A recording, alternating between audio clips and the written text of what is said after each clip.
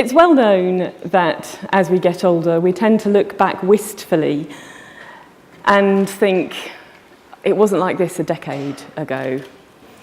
But even if I am suffering from that malaise, I can't help thinking that there's a lot of proof around at the moment that we are living in times of wild uncertainties.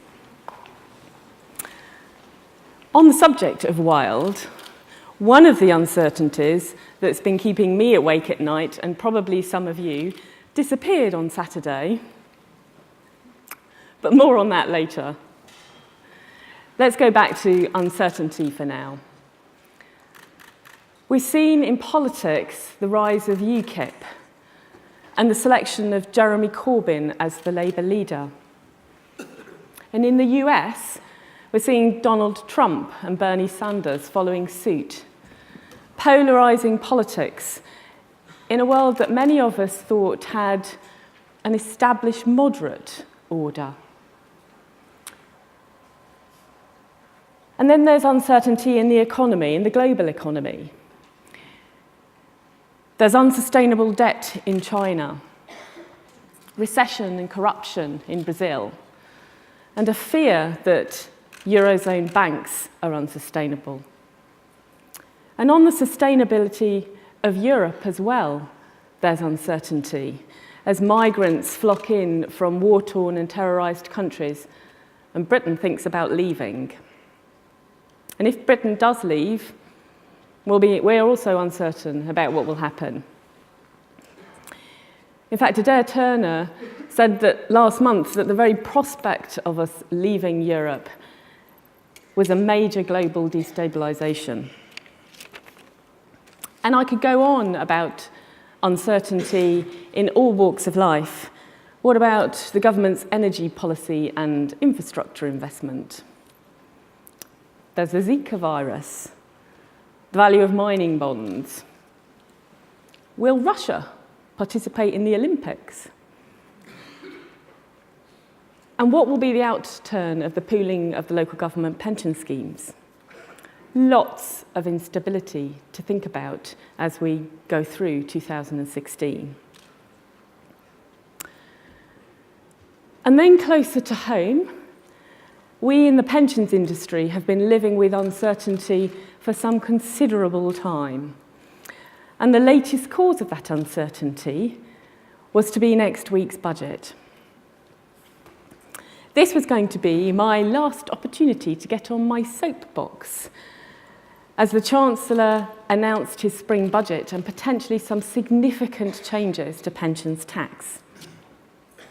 Happily, that soapbox was pulled from under my feet, and it's a price I am delighted to pay, although I did have to rewrite my speech for today.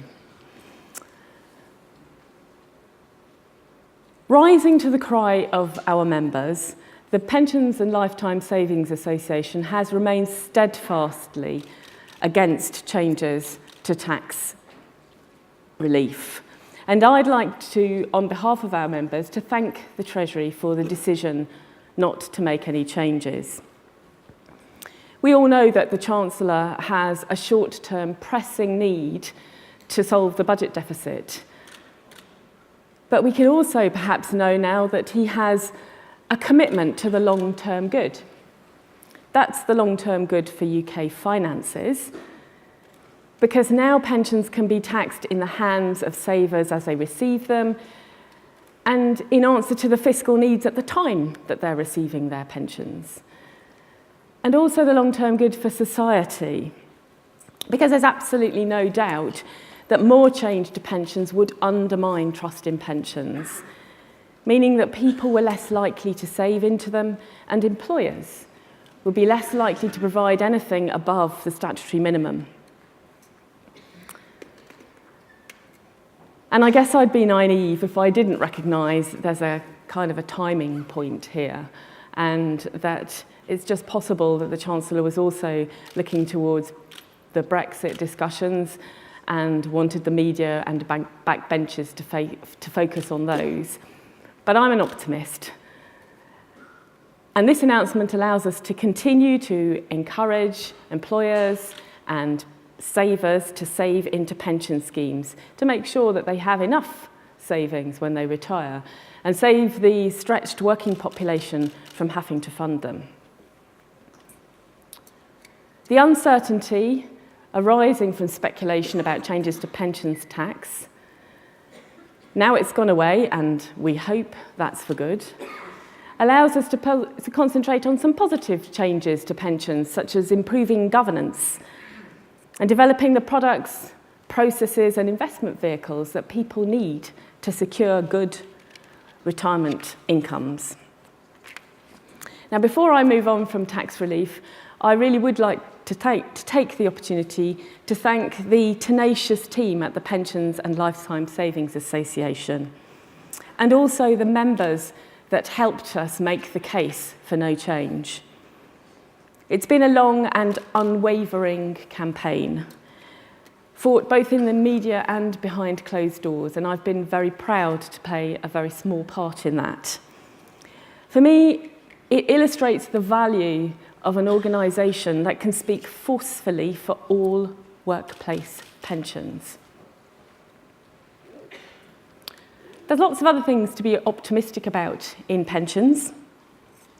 I recently judged some of the UK Professional Pensions Awards, and I was struck by the number of submissions that talked about flexibility and freedom and choice, and offered up solutions.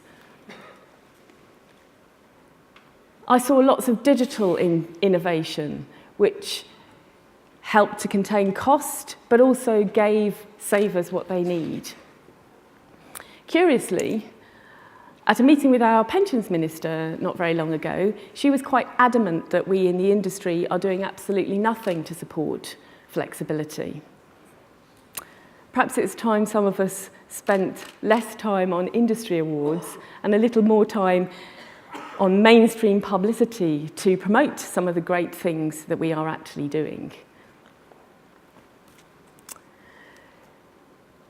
In those awards, I saw lots of candidates for our new retirement quality mark. That's an initiative that we're developing to help signpost trustees and governance committees to good quality at retirement products. For me, the association is all about optimism. Our values drive us towards better pensions provision in the UK. We're helpful to members and to their savers. We're welcoming to new members, and we're also welcoming to new ideas. And we provide the authority and expertise to help those new ideas flourish. And as well as fresh ideas like the retirement quality mark, we're bringing fresh ideas to our conferences. You'll have seen, if you've been here this morning, a new exhibition space.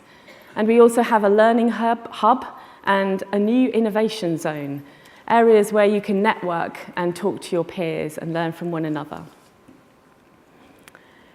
And on the subject of peers, we actually have more pension funds here at the investment conference than we've ever had before.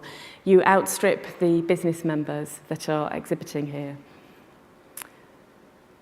We have some fantastic speakers at the conference. We have Tim Berners-Lee, who invented the internet and new ways for us to communicate. Yanis Varoufakis, who led the Greek finances at a time of huge change in Europe.